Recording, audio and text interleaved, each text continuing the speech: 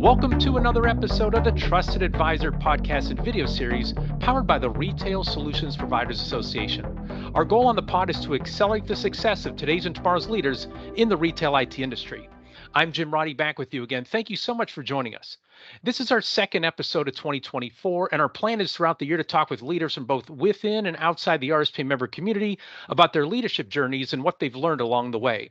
Our guest today is Savneet Singh, the CEO of PAR Technology. PAR serves more than 70,000 restaurants in 110 countries, and PAR has been an RSPA member for 24 years. Savneet, welcome to the Trusted Advisor. Thanks for having me. Yeah, wonderful. So I have several broad leadership questions to ask you, but I want to first focus on your message that you sent to PAR's employees and then was posted online to start 2024. And just so everybody knows, you have about 1,500 employees, is that right? Yep. Got it. And so you shared this message with them directly and again with the general public. And you talked about, you said, and I have it right here, it says the day one mentality. You said focus on being nimble, making decisions quickly, and essentially never being scared to question the status quo. And then near the end of the message, you say, and you put it in bold, our excellence today and tomorrow will be our capacity to take pain. So I guess, can you talk about that message and talk about the level of candor that you had with your employees to start the year? Sure. So I think any company that grows a lot has some degree of success. A bit of stagnancy comes in. You start putting in lots of processes because you're growing so fast. You start adding layers of middle management. You move the people that are close to the customers farther from the customers. And I think you lose your edge. And when I think about PAR, today we're this relatively fast growing, larger business in our category, but 5.5 years ago, we were almost bankrupt. And so, there's a little bit, I wanted to remind everybody that we shouldn't be patting ourselves on the back, but assuming that what we accomplished in the last 5 years, we got to do it all over again. And the clock's back to zero and or the scorecard's back to zero. And so, I think the holidays are a good time to rest and recuperate, but also a time to set our framework going into the year that we're going to have to really, really work hard and we shouldn't be standing on our laurels. So, I like to kind of every holiday think a little bit about what's going to matter. And for me, I was feeling it myself. Am I getting lazier because now we have more people and this and that, and a lot of the stuff that got us here, I don't want us to forget and stay tight to that. As it relates to candor, I think that's just I think people probably would tell you it's pretty normal. Like the way I wrote this email was the same way that I write everything. I write all my speeches. I write all my own Slacks. I don't proofread. And so I think that's just it was something that I never did purposefully, but in effect, I think ostensibly I did. In that when I got to PAR, we were a relatively formal company. I could tell when people would send me an email, they had taken a long time to proofread it and put the perfect punctuation. It probably spent more time proofreading the email than actually sending the darn email and creating the iterative process to get stuff forward. And so, I myself would not act that way in order to encourage that behavior. And so you say, hey, I care a lot more about the substance than the packaging of the email or the presentation often, because my goal is to get to the right answer, not to have the best, beautifully packaged or written email. So I think that's just sort of been a hallmark of PAR since we started. Got it. And so that's interesting that you say all that. And it sounds like you put a lot of thought into saying, our capacity to take pain, but you didn't feel like you were taking a risk with your audience because folks are used to the level of candor. I'm curious, can you talk about the path to get to from when you first started, right, where it was maybe a less candid organization, to get to that point? Is that something that was a journey of weeks, months, quarters, years? I guess, can you talk about how do you get an organization to get to that level of candor? Can you talk about your journey with that? Well, I think it starts with sort of leadership and all of leadership, not just myself, but I think, the way we act as a leadership team is the best way to impact that change. And so a huge part of it is not only, maybe myself acting in a certain way, but also recruiting people to the table who act that way too. I take a lot of pride in that the people that work with me on the executive leadership team, they have no problem cursing me out, questioning me, making me feel like an idiot. I take a lot of pride in that, and I will never let them, use the CEO card on them, because I think that's made us a lot better. It's made me question myself. It's clearly lit a fire under me, which is like, I got to make sure I'm good because this team is really good, and they're going to make me question myself. And so, I think it's acting that way as a leadership team that pushes it down. But the other part is I think you have to reward that behavior. And so I think a lot of companies say, hey, this is important to us, but they don't reward it. And so, a lot of stuff I think about at PAR that we've done, and again, it wasn't purposeful, but I mean, ostensibly it was, you know, um, and I'll give you a couple examples. We've had people at PAR step into leadership roles in their mid to late 20s, when their predecessor was twice their age. We've taken people with no background in a field and said, hey, now you run XYZ department to sort of test them. And I think what that shows is, hey, we're willing to commit to the talent in your aptitude, maybe not your specificity of experience. And again, create a culture of like a little more dynamism, a little more risk taking, to be honest, which is, hey, that's a huge risk when you put somebody that might be too early. Or candidly, we've taken somebody that's in their late 50s who's never had a management job, said, great news, you're now the head of sales at Brink. We've done all sorts of stuff like that. But I think it's also then, the cadences of your company. Most larger companies have very formal cadences, corporate sounding emails that come out on the internet, recorded videos. At PAR, we just don't have that. You have me on Slack writing messages to the whole company, writing individuals, checking in with people I've never met. When I started, as a funny story, I think kind of touching on your question, I started noticing again how formal everybody was when talking to me. We were a 50-year-old company, so there's a lot of, I think tied to the past. And so I remember I started writing emails completely in the subject line and saying, thanks, and just to express how little I cared about formality and how much more I cared about the answers. So I would do stuff like that. Or if there was a great example of somebody thinking like an owner, one of our values, we would show it in a town hall and do it. And then you would see these town halls were turned into large Q&A sessions about, well, what do you think about this? And what do you think about this? And so I think we create a culture, but again, we've stagnated too. I think, are we more transparent than probably any other company our size? Yes. Anyone that comes to PAR, leaves PAR, always comments on that was the most transparent company I've worked at, and most access I've had to leadership. But are we as good as we were probably 4 or 5 years ago when we started? Probably not. And so again, I wrote that to kind of remind myself and the leaders that we got to keep innovating on top of that. Great. And can you share with us how long did it take to go from formal and not candid enough to where you wanted it to be? How long was that journey? How long did it take? Well, I don't know if I ever measured it, but it takes. I suspect there was a lot of change in the first 3 months, and then I'd say probably took us a year or so. But it happened quickly. Again, I also think there's a lot of like naivete on my side. I think 34 years old when I became the CEO of PAR. My predecessor was 72. It was a really, I came in completely, as a tornado because, I was commuting to PAR, and so my wife wasn't here, and so all I had to do was work, and so I think the tone got created really quickly, which is like, oh, this is different. I looked different, I had a different background, and so I think the first 3 months we had a lot of change, but then I think it took another year or so before I felt like, okay, it's not the candor that matters, it's the obsession of productivity that matters. Yes. Yes. And serving the customers, getting the right thing done, and not putting on airs, like and making things look good. It's doing the right thing as opposed to doing what looks good. Yep. Yeah, I worked for a company for really my first formative 17 years. Very candid organization, to the point of the operations manager who reported to me. She would go and tell her girlfriends on the weekend. They'd talk about work, and she'd say, I had this conversation with my boss, and they'd say, "You're going to get fired. You can't say that to your boss." And she's like, "No, I'm actually getting promoted in order to do that." So to your point of, you can't just have lip service. You actually have to follow through. One other thing you said in that message, you said, and so this is kind of taking that message and expanding a little bit more. You said you spent a lot of the holiday rereading many of the CEO letters, books, and podcasts that inspired you. I'm curious if you can share with our listeners and our viewers, what are some of those resources? Who are some of the folks that you follow and that you listen to?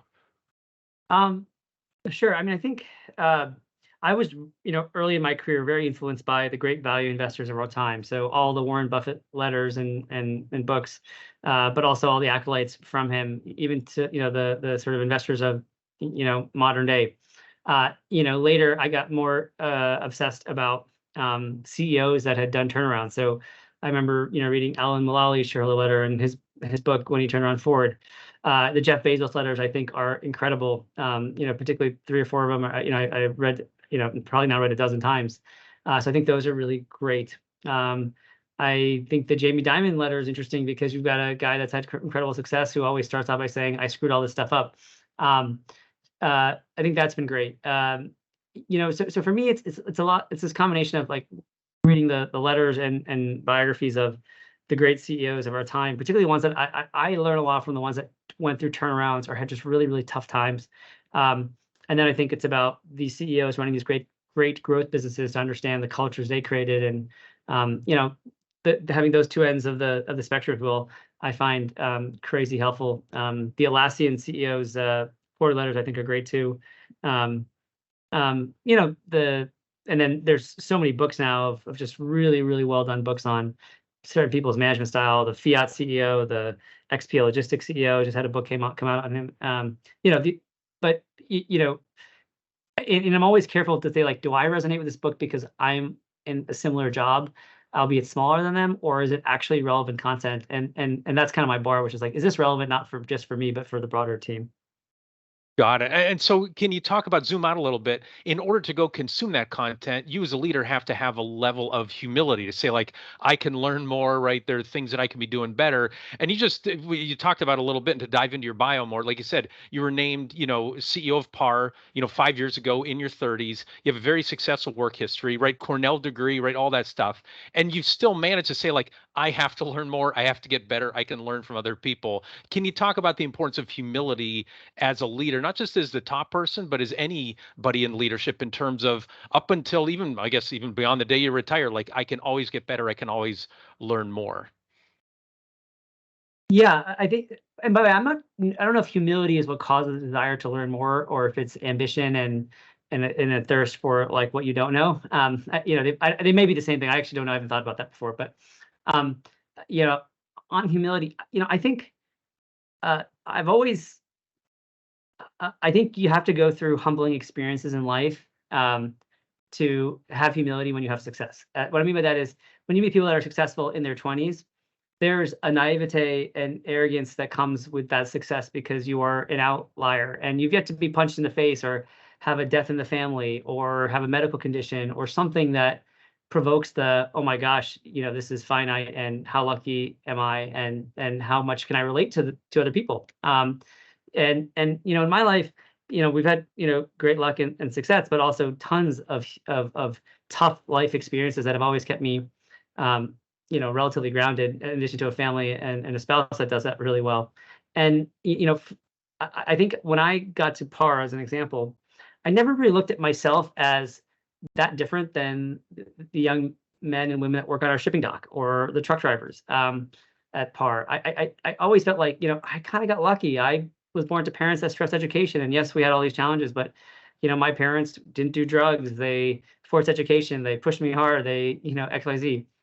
I went to a great college and then stumbled into the right friend group. And, these weren't things that I designed myself. They kind of just happened. And so I've always looked at, like, to be successful, you need an incredible amount of hard work and brains and IQ and EQ and all that stuff, but you also need a little bit of circumstance given to you. And so when I see a crazy successful human being, I do give them a due, but I always think about what are the other parts of circumstance in their life that did that. And I think if you can kind of give some of your success, some of the credit of your success to luck or circumstance, being humble is pretty simple. And so for me, it's just kind of been the way I've operated, and I've never looked at myself too dissimilar. I always, like, when I go to third world countries, I'm always like, man, like, this is like crazy. I could have been Yeah. that. And anyway, so I think that's always been part of it. But for me, I would say, like, the desire to, like, learn and get better, I don't think for me that was tied to any sense of humility. I just enjoy it. I just enjoy learning, pushing myself, being wrong. The sort of two or three people at PAR that I think are some of our best talents. Why I love being around them is they question me so much. Hmm. It's almost like, if you came out of the blue and were like, man, like, they're a little bit pushy. I enjoy that because I think we both learn that way. So I suspect it's more of just kind of a wiring. Got it. And you were talking about, happenstance and things like that. There's a new book I can't wait to read. It's come out by Brian Clausen. It's called Fluke, and it talks about like how these great accomplishments oftentimes like have to what you know just alluded to, like this strange thing that happened out of the blue and it really led to one thing. So yeah, there are times where we have to realize that. You also alluded to, you know, the difficult experiences. So can you talk about some of the experiences that shaped you? I talked about the company that I worked for, Jameson Brothers, run by the Peterson brothers, and they would always refer to their early years, how they almost like, you know, the company almost went out of business. They didn't take a payroll, you know, or they didn't take a check out of it for years and years and years. So I'm curious, is there a learning experience early in the career, early in your career that you can talk about that stuck with you, and maybe a learning experience later in your career that was a difficult time that you overcame, something that again sticks with you and shapes you even today? Um, I'll answer it in a different way because I think it might be more relevant for people. But when I got to par, so this is the later in the career thing, it was really scary. I joined the board of the company, and within a couple of months, it was like disastrous. We had two activist shareholders. We were under investigation by the DOJ and SEC for fraud. We had this complicated structure of a CEO who really, had a chief of staff that was calling the shots. We had, um, uh, you know, customers that were just incredibly unhappy, employees were even more unhappy. And I was this new guy on the board and just thinking, gosh, this is a mess. And so when I became the CEO of PAR, probably the hardest thing we discovered was I wasn't there to originally run the company. I was there to sell the company. But on the first day, our CFO, Brian, comes in and says, listen, I realize, we've done some work and we've only got about 10 weeks of cash left.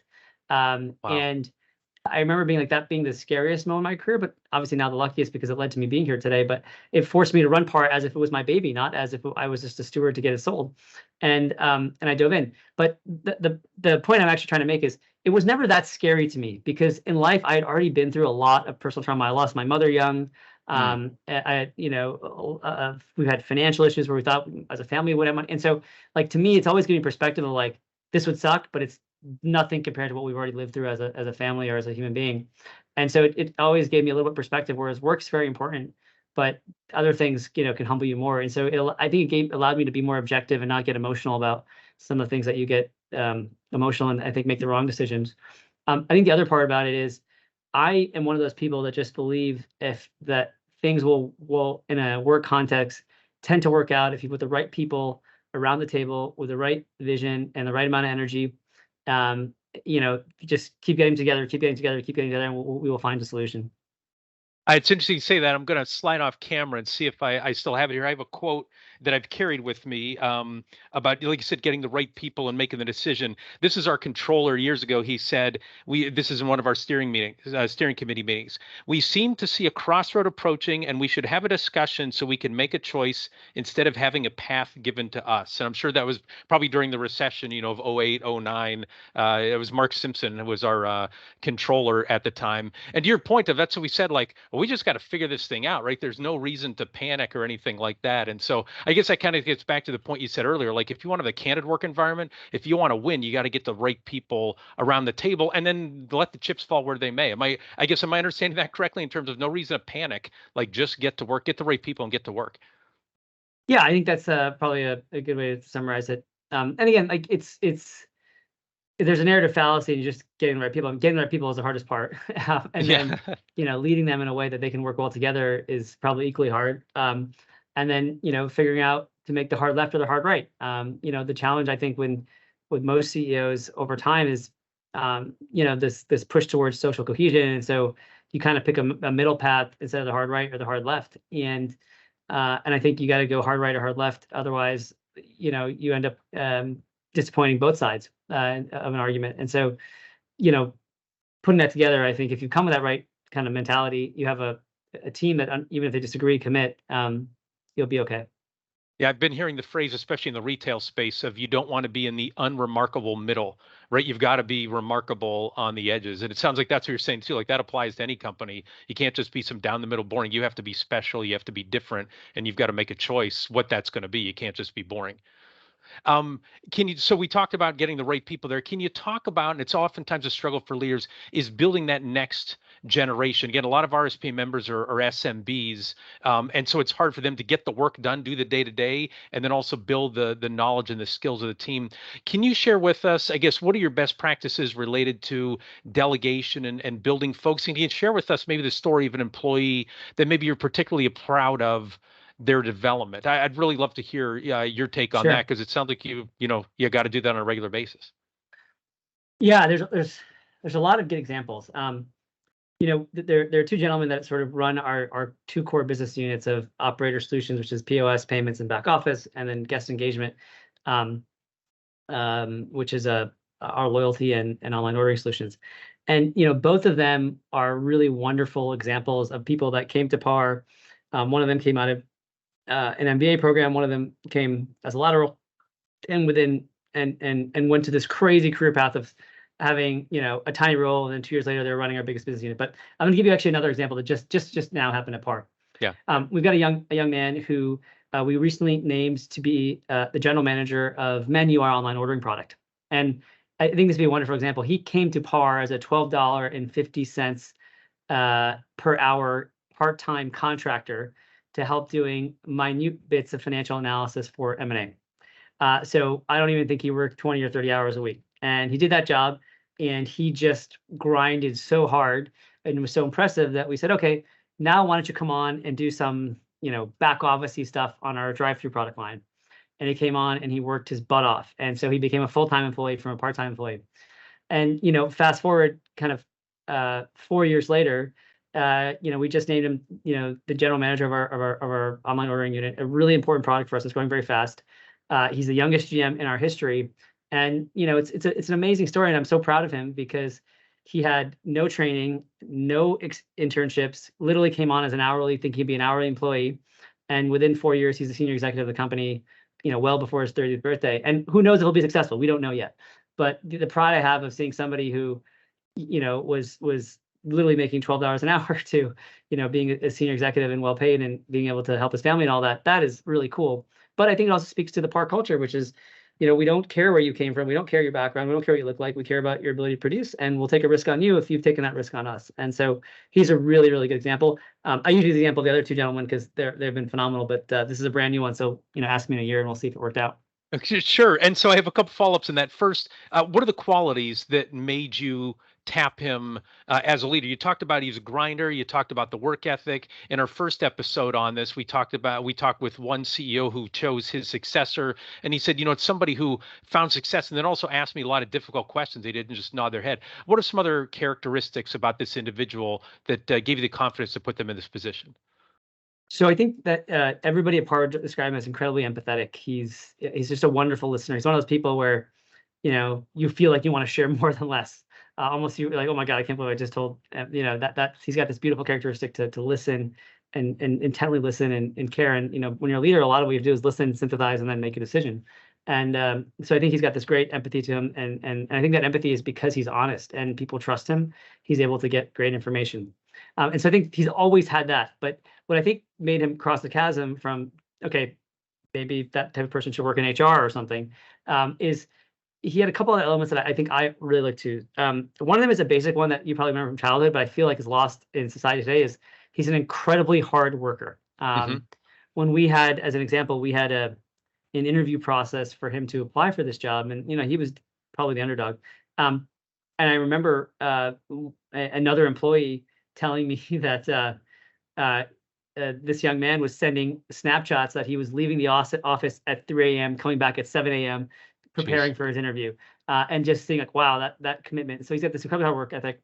And I think the third thing is business judgment. So we don't give anyone a general manager role unless they have tremendous business judgment. And this is where, to be honest, when I used to talk to him about business things 3 or 4 years ago, I was like, oh my God, it's got a long way to go.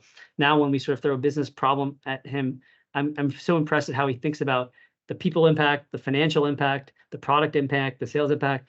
And so I think you need tremendous business judgment, and so they all matter. But if you don't have that last one, it's very hard to be successful. Right.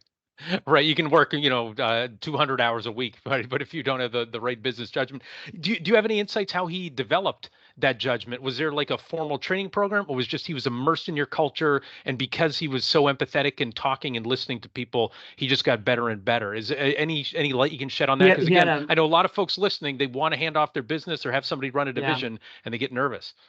So I think that we did two or three things that were unique. We didn't have a formal program at all.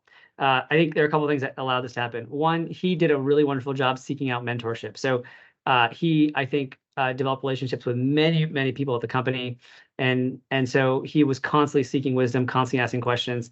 He would go to the head of investor relations and say, "Tell me how the stock price and all that stuff works," and then he would go to the finance, head of finance, and so he was constantly seeking out mentorship, and so he learned a lot by asking thousands of questions to people all across the board. I thought that was really good.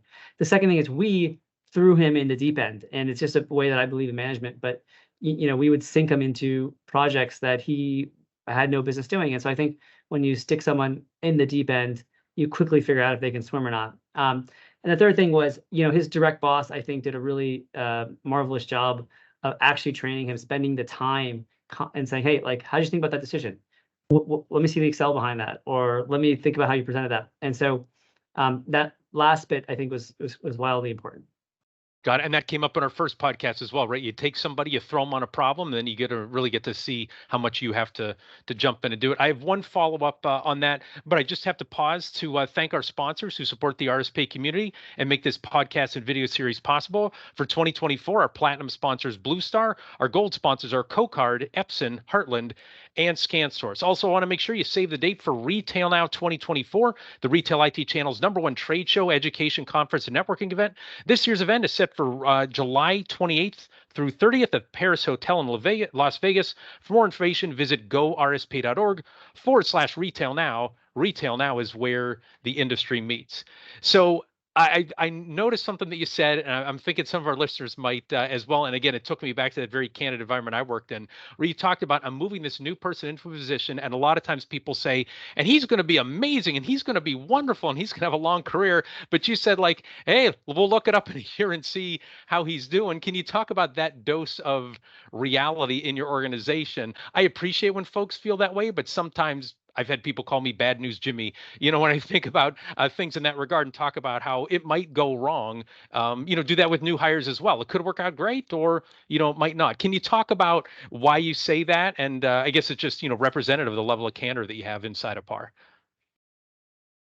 I don't know why I say that. I think you never know until you see somebody perform. In this instance, they're going into a complicated, tough situation, growth business across different continents. Like, it's going to be very challenging. And so I think it's not so much about scaring them or anything. It's just about, let's be honest that we'll see. Do we give this person the chance too early in their career? Do they need more time to season? Is it a situation that anybody could solve? Does this person have the right talents for this particular role? A lot of that is on us too. And I think one of the things we've done well at times, and some things we've really screwed up is if you've got a great talent, it doesn't mean they're very great talent for every role. And so Right. figuring out the right role that matches their talents appropriately is really important too. And so we might have messed this up too. So I generally never try not to get too excited about any one particular hire until we see performance, because in the end, I can have awesome conversations. You can be a great interview. We can talk about high level stuff, but until we see the true results of that, I try to stay a little bit objective about it. Yeah, I think it keeps you on your toes as well, because if you're saying everything's gonna, it's a fairy tale gonna end happily ever after, then you don't have to put any more work in. But if you say this could go one way or the other, then you've got to stay close to the situation and put an effort into it. Not just I'm sure everything's going to turn out fine. I don't know if you feel that same way as well. Absolutely. Great. I have a few more questions for you. I'm curious. You talked about some of the CEO letters that you read, that you've read and reread. Can you talk about some of the folks who directly impacted you, like you might have worked with side by side or worked for, some leaders you look up to who have helped you with your leadership approach? I'm curious, like maybe who are they? What did they say? And that's had a lasting impact on you. I've never had and again, I think it's because I started a business so young before PAR. I've never had like a mentor that sort of was my guiding light because I didn't have the normal career trajectory where I worked somewhere for 5, 10 years and then did something. So I've never really had that type of mentorship, and sometimes I long for it. But so for me, a lot of that inspiration or guidance, I think, has come from two disparate sources. One is all the books and letters and podcasts and information I've consumed. I learn a lot from them. I'm someone that learns a lot by reading, and so like I said, I started on this career journey by devouring the Charlie Munger and Warren Buffett stuff, and it had tremendous impact how I think about businesses, people, how I think about decision making. I think a lot of when I think about PAR's values and corporate culture, it comes out of like kind of just listening a lot to what they've had to say. Then I think about the the the people I've engaged with and the mistakes they've made. But I think a lot of my learning has come from books and reading and listening and being in the seat. And then I think the second part of that is the people not in business that have great impact on my life. And so for me, my dad's always been not my hero. He is my hero, but my the guy to keep the fire underneath me. I remember telling Dad, like, Dad, I'm running a billion-dollar company and I'm so young, and him being like, you are nothing. Go look at these 10 people. And never letting just always sort of expecting me to do better than I am, so that I don't ever settle for where I am. And so I think for me, I unfortunately never really had that sort of direct mentorship of somebody that I looked up to, because I was always the person making the decisions most of the time. But I think it's come from me from absorption of books and interviews and things like that, and then a good dad. Yeah, and well, let's keep talking about your dad a little bit more in terms of, but the encouragement, the importance of that, right? Candor is important. Being, I'm not sure if this thing's going to work out, but having somebody who says, you're good, you're great, you've done good things, you keep doing this, I have faith in you. Can you talk about the importance of that as a leader to make sure that people understand the reality of the situation, but also encouraging them at the same time? And I've talked to so many successful people, and they will talk about these low points where they thought it's not going to work out, or I'm just going to quit, like this is way too hard. And then somebody said something that encouraged them to keep on going or gave them more faith in themselves. Can you talk about the importance of balancing that candor with encouragement at the same time, like your dad did for you? I think the job of any leader is to figure out what inspires a team that they work with, and that inspiration doesn't need to be consistent across all of those individuals. So there are people at PAR that I work with where I know their singular motivation is notoriety or financial success. There are people at PAR who I think live for the pat on the back and the feeling of there. There are people at PAR who I know only care about success, not just financial, but us being winning. And so I think people have all different means of what motivates them. There's one person on our team who motivated by fear. And so I know I have to scare the heck out of them all the time, and that's how I'll get the best out of that person. And so, to your question, I think it's actually more about how do you figure out the buttons that motivate the individuals as opposed to the whole, because we're all different and have different things. And so, there are people at PAR that I think a lot about, saying, okay, I don't say this to them, but I'm like, okay, they care a lot about their financial success. So let's create objective targets. You hit this, you get paid. We don't have to have an argument at the end of the year because we made it objective for you. There are people at PAR that care a lot about, notoriety within PAR and feeling that they got the recognition. And so, you find ways to sort of accelerate and incentivize that. And then there are people that, are motivated by all sorts of other stuff. And so I think a lot about that, as opposed to, am I balancing candor with that?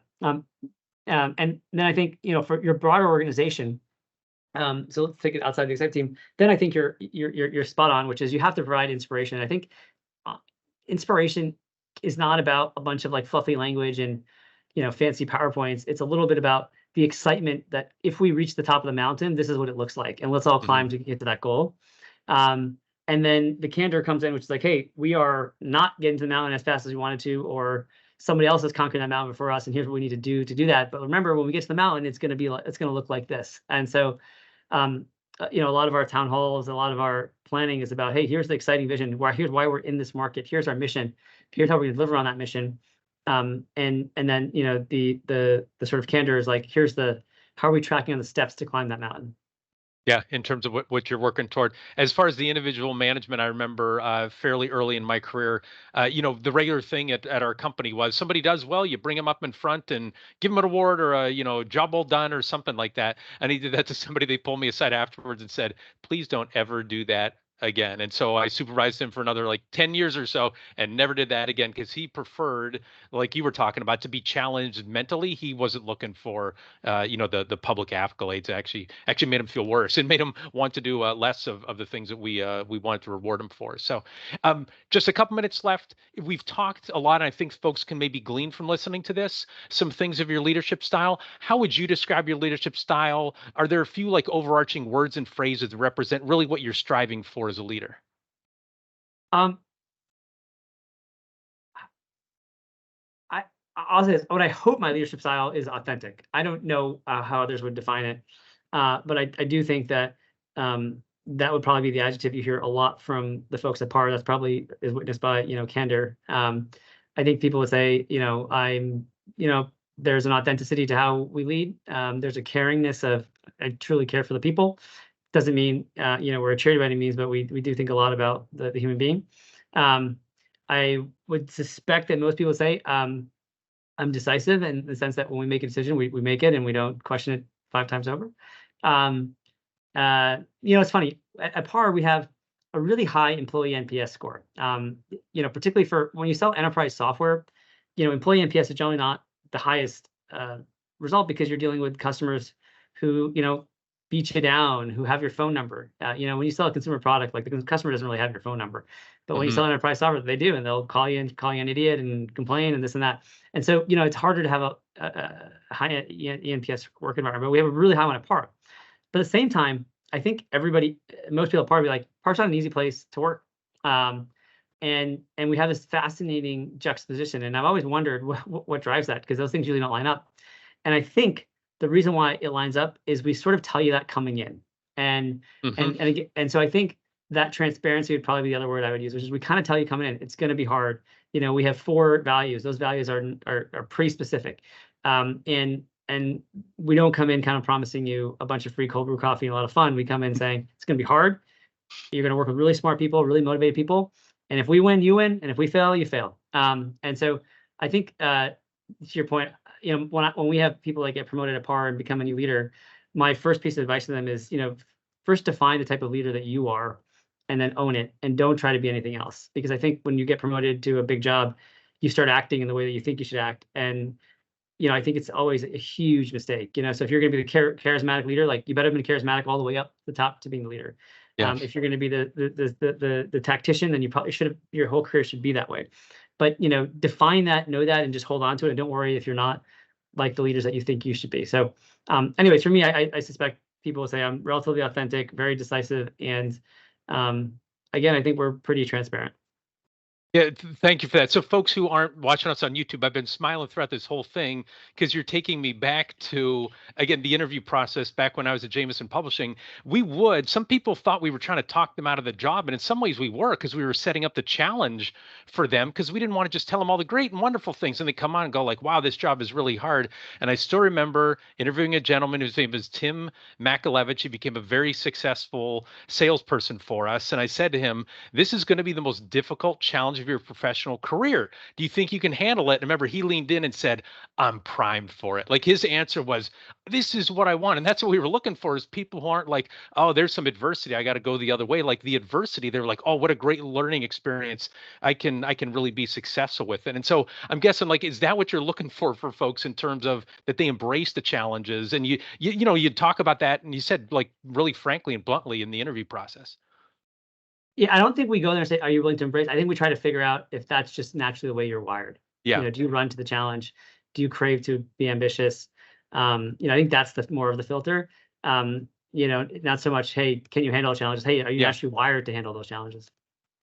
Right. And my last question for you is, and this ties in with the authenticity. So I was thinking as I was coming to this podcast, like you and I, Savneet, we've never talked before, or met before, right? We work in the same industry, but our paths haven't crossed. And so because I know PAR is a big company, I thought this interview might be more scripted, or you might have some PR people in the room with you or something like that. And you've been completely authentic in terms of give me the questions and I'll go from there. Like I'm going to answer them from the way that I know, from what I've lived, and all that stuff. So I can say from my, again, a lot of times I'm on this podcast talking to somebody for the 5th, 10th, 100th time. But it's been really neat and interesting to talk to you, and you are giving these answers, from the head and from the heart. It's not like been some pre-scripted thing, which is great to hear. Well, thank you for saying that. And I think the key is, are we still like that 5 years from now? Awesome.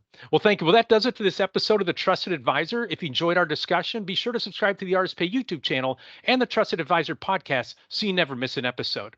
And if you'd like to learn more best practices for VARs and ISVs in the retail tech industry, check out the RSPA blog at gorspa.org and clicking on RSPA blog. Before we go, big thanks again to Savneet Singh for sharing his wisdom with us today. Thanks to RSPA Marketing Director Chris Arnold for his production work, Joseph McDade for our music, and last but not least, thanks so much to you for listening. Our goal at the RSPA is to accelerate the success of our members in the retail technology ecosystem by providing knowledge and connections. For more information, visit our website at gorspa.org. Thanks for listening, and goodbye, everybody.